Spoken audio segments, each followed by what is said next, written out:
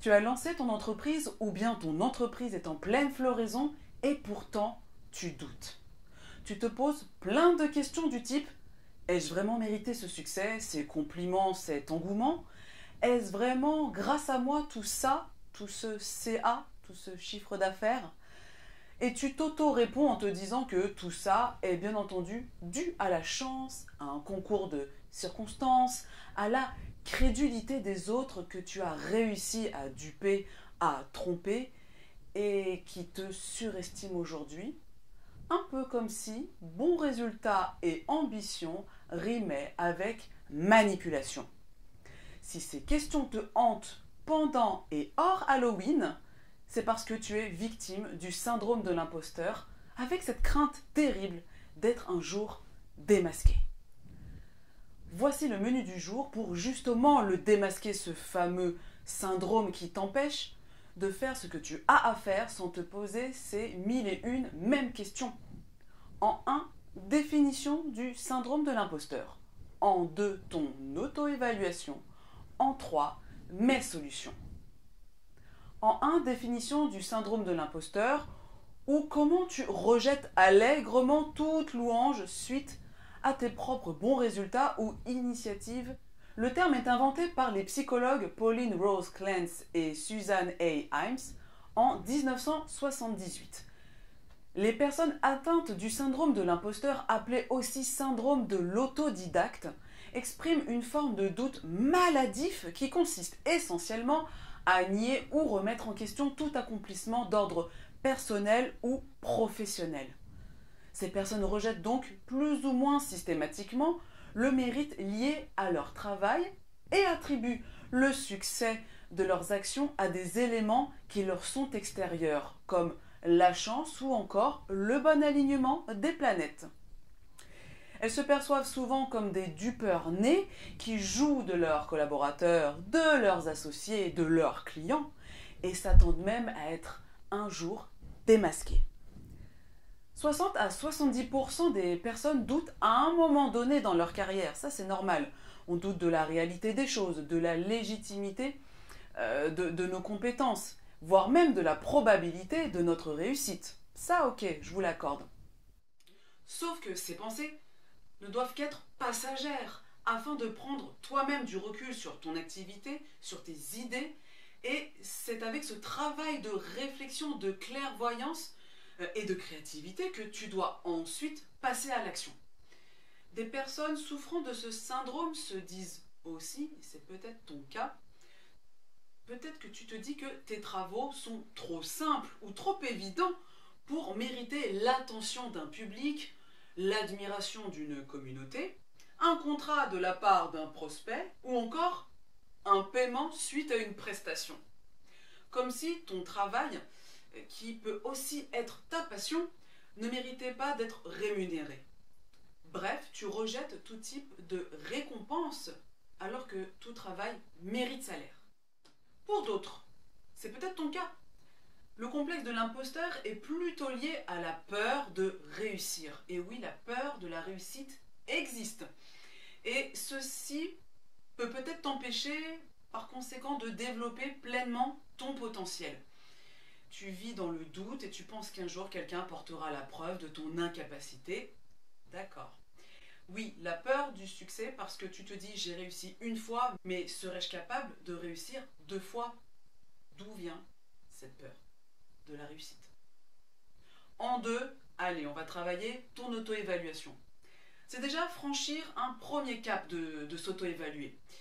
T'auto-évaluer, c'est admettre que tu souffres, peut-être, ça dépendra du niveau, mais peut-être bien du syndrome de l'imposteur et tu veux lutter contre ses conséquences. Pour cela, je vais te citer des exemples de situations et tu me dis dans les commentaires si c'est tout à fait toi, pas vraiment toi, pas du tout toi. Je répète, tout à fait toi, pas vraiment toi, pas du tout toi. Ok? Situation 1. Face à une tâche à accomplir, soit tu procrastines car tu es en proie à diverses réflexions sans issue, soit tu te transformes en bourreau de travail avec anxiété et tu enchaînes les heures de boulot au détriment de la qualité de ta vie et de ton sommeil. avec l'idée que cet effort est bien la preuve que tu n'es pas assez compétent ou compétente, ou pas assez intelligent ou intelligente comparé aux autres. Je te laisse le temps de répondre. Situation 2. Tu es catastrophé face à un échec même partiel ou une erreur, si petite soit-elle, et tu t'enfonces toi-même avec le fameux « Tu vois, je te l'avais dit, je l'avais bien dit que j'étais pas à la hauteur ». Et en parallèle, tu paniques ou culpabilises face à un succès. Mais pourquoi me contacte-t-il? Je suis pourtant si banal, si médiocre par rapport aux autres. Je bosse parce qu'il faut bien s'occuper dans la vie, hein, mais de là à être choisi et payé, est-ce que c'est complètement toi? Est-ce que ça peut être toi? Est-ce que c'est pas du tout toi? Mets-le dans le commentaire. Situation 3. Tu dénigres ou minores tes compétences avec un très fort excès d'humilité et de modestie en disant « Oui, bon, ça, c'est normal, hein, tout le monde le fait, tout le monde sait le faire. Il n'y a rien de fou à peindre la Joconde, hein.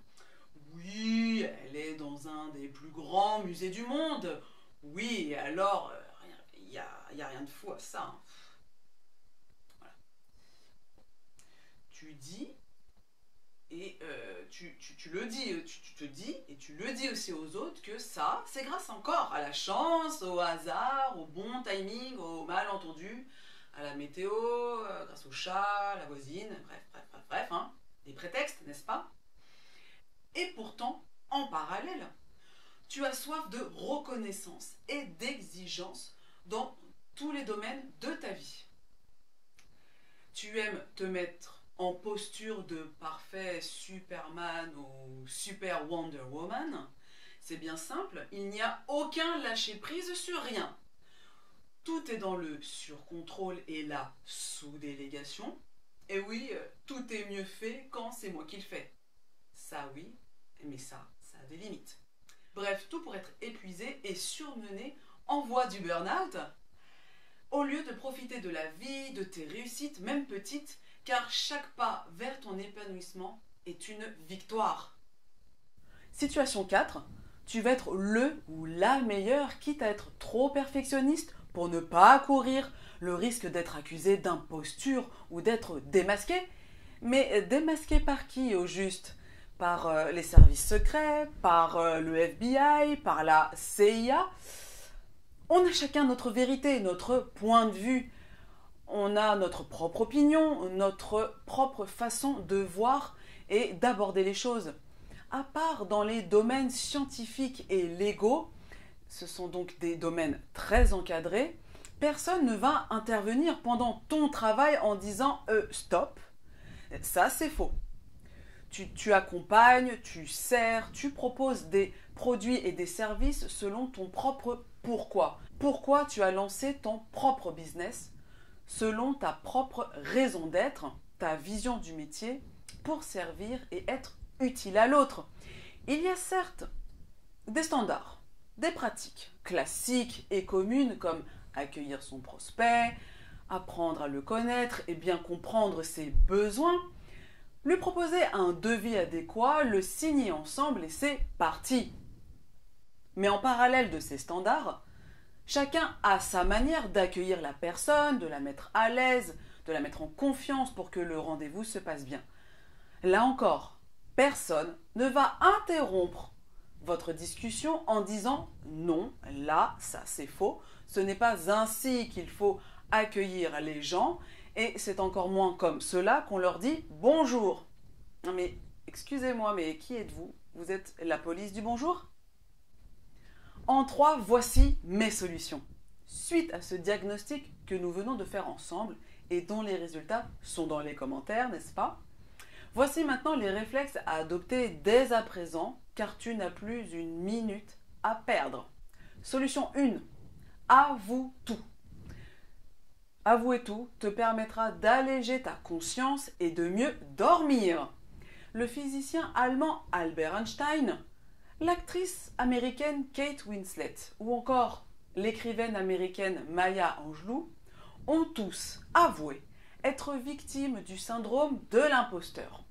Est-ce que toi tu imagines Einstein en train d'hésiter entre E égale MC2 ou MC3, j'ai un doute.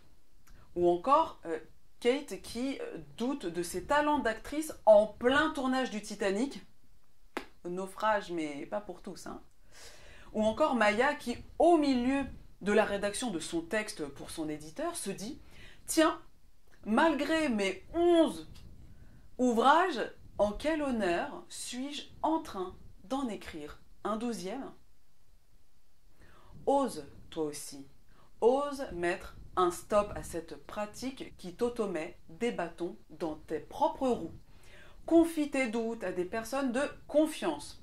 Dis-leur par exemple, et en toute simplicité, que tu ne te sens pas tout à fait à la hauteur sur certains sujets ou pas encore tout à fait légitime sur d'autres. Tu vas à coup sûr récolter des retours. C'est ce qu'on appelle des feedbacks positifs qui vont atténuer ta propre perception négative et injustifiée de toi-même. Cela permettra aussi à ton entourage de comprendre à la fois ta nervosité, ta négativité, mais aussi de te donner des idées et de te soutenir à leur manière. Et ça, ce sera très encourageant, à la fois pour toi parce que tu ne seras plus seul face à tes interrogations, mais aussi encourageant pour eux parce qu'ils verront que tu prends leur avis en compte et que tu fais des efforts. Moins d'idées parasites aide aussi à mieux s'endormir et à se réveiller le lendemain du bon pied. Solution 2. Travaille ta zone de génie et sois fier de tes réussites. Ne minimise ou ne normalise plus jamais tes succès actuels et passés.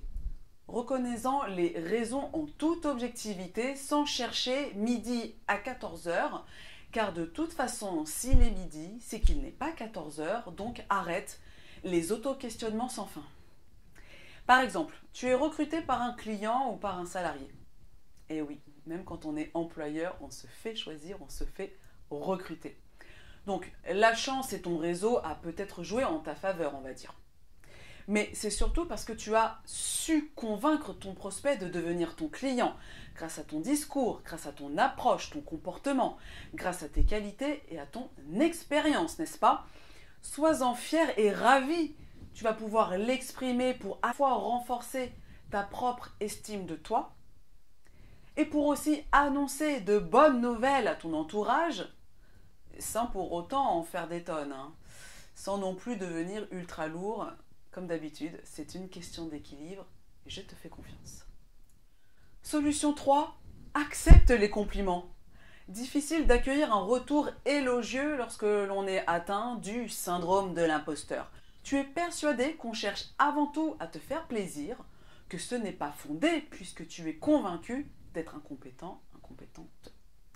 Donc accepte d'être félicité ou remercié car il faut prendre et recevoir le positif quand il arrive.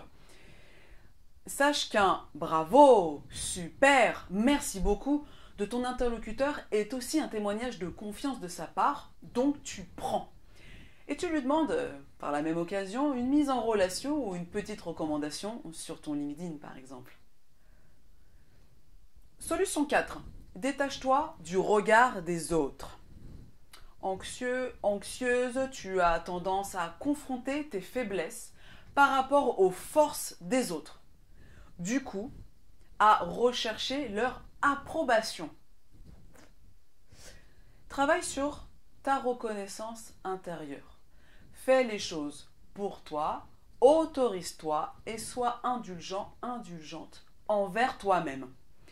Fais ce qu'il faut pour réussir, continue à te former et fais-toi accompagner pour aller plus vite et plus loin, car tu es un être humain de valeur. Alors arrête de prendre du temps et avance, en alternant introspection, introspection dans ton coin et partage en collectif pour trancher et aller de l'avant. Sachant qu'être à deux sur ta réflexion et sur tes actions, c'est déjà jouer en collectif.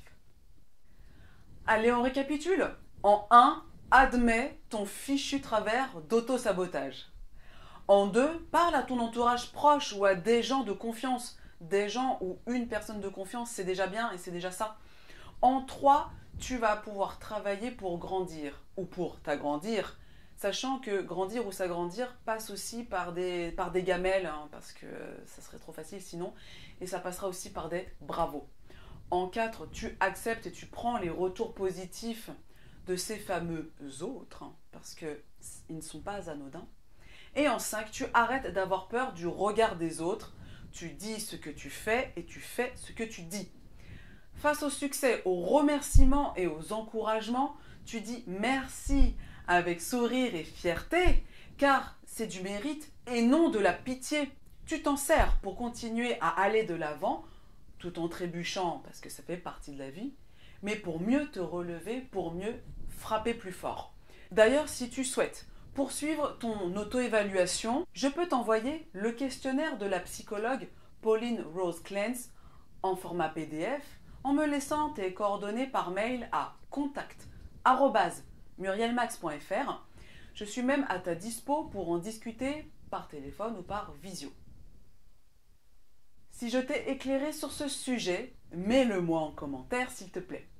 Profite de la période actuelle pour faire un pied de nez à ce maudit réflexe qui aime se nourrir de tes doutes. Finis la surimplication, place au lâcher-prise et à l'appréciation des petites choses de la vie. Abonne-toi à ma chaîne et à la cloche de notification pour connaître la suite de mes conseils. C'est l'heure pour toi de dire au revoir à l'imposteur qui est en toi. Bye bye, imposture!